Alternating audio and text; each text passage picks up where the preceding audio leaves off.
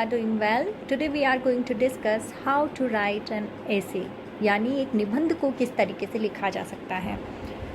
You have a language paper which include general English and legal language. There must be an essay in your examination. तो जब हम Hindi medium के students को ये दिक्कत आती है कि ऐसे को किस तरीके से लिखा जाए इन इंग्लिश, ईजी वे में हम उसको कैसे लिख सकते हैं और कैसे मार्क्स गेन कर सकते हैं, तो उसके लिए कुछ बेसिक ट्रिक्स हैं जो मैं आपको बताना चाहती हूँ.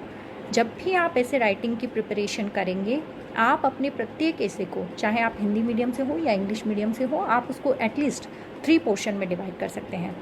Which means first portion is introduction, second portion is the title of essay writing.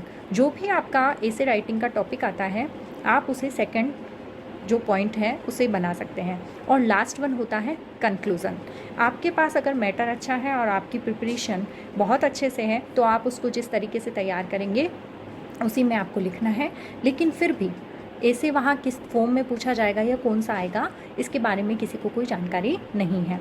तो वहाँ हमें ये ध्यान रखना है कि हमें ऐसे राइटिंग को एटलीस्ट 3 पोर्शन में डिवाइड करना है. Introduction, last one is conclusion and the mid one is title of ऐसे राइटिंग.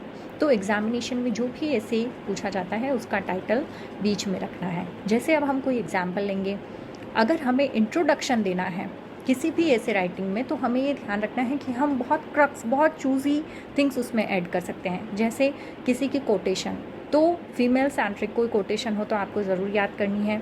इसी के साथ अगर जैसे पैंडेमिक चल रहा है कोरोना, तो उसके ऊपर कोई अगर आपके पास कोटेशन मिलती है या किसी का कोई कोट मिलता है जो बहुत अच्छे से उसमें इंक्लूड किया गया है, तो उसको आपको मेंशन करना है.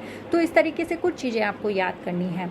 और इसी के साथ अगर आपको कोई पोएट्री मिलती है ह्यूमन बीइंग के ऊपर, जैसे इसे आप किसी के साथ लिख सकते हैं. कॉन्स्टिट्यूशन का अगर कोई ऐसे बनता है या ह्यूमन राइट्स पर कोई ऐसे बनता है, मोस्ट प्रोबेबली चांसेस इन्हीं चीज़ों के रहते हैं.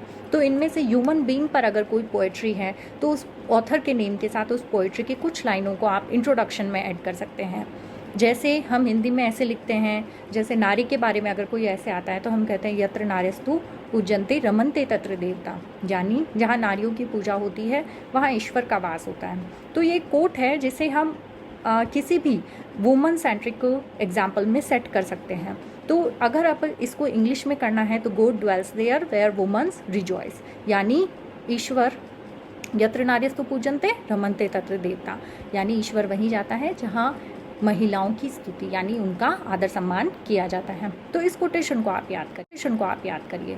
फिर वुमन रिलेवेंट अगर कोई भी टॉपिक आता है, चाहे डोमेस्टिक वायलेंस आता है या वुमन एम्पावरमेंट आता है या इससे रिलेवेंट अदर कोई प्रोविज़न आता है, तो आप इस कोटेशन को उसमें ऐड कर सकते हैं.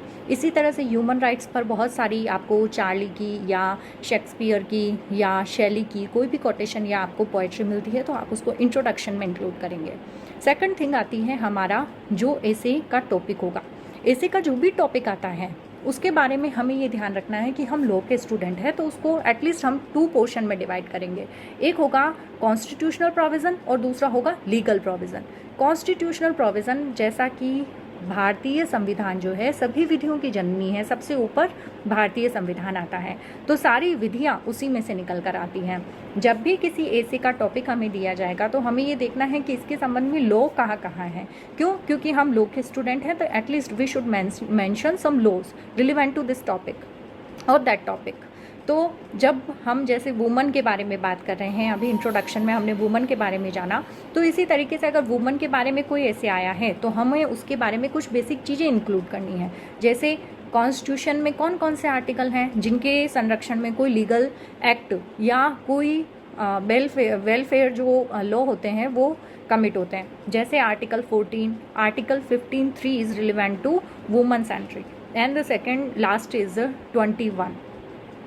तो हमें ये आर्टिकल 14, आर्टिकल 15(3) और 21 याद रखना है. इसको हम 21 तो बहुत ज़्यादा वाइड है, उसके अंतर्गत बहुत सारी लीगल प्रोविजंस जो हैं वो बनाई गई हैं और सारे एक्ट उसके अंतर्गत या कोई भी बहुत सारी थ्योरीज हैं वो उसमें आई हैं.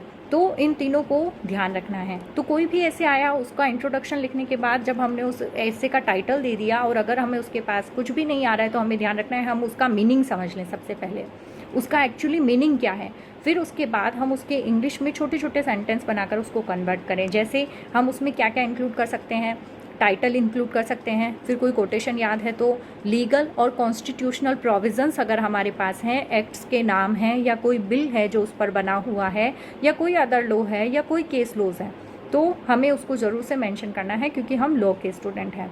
तो judgment writing you can add skills which is provided by any author or any judicial officer or judgment of Supreme Court or High Court, leading cases और legal provisions and constitutional provisions.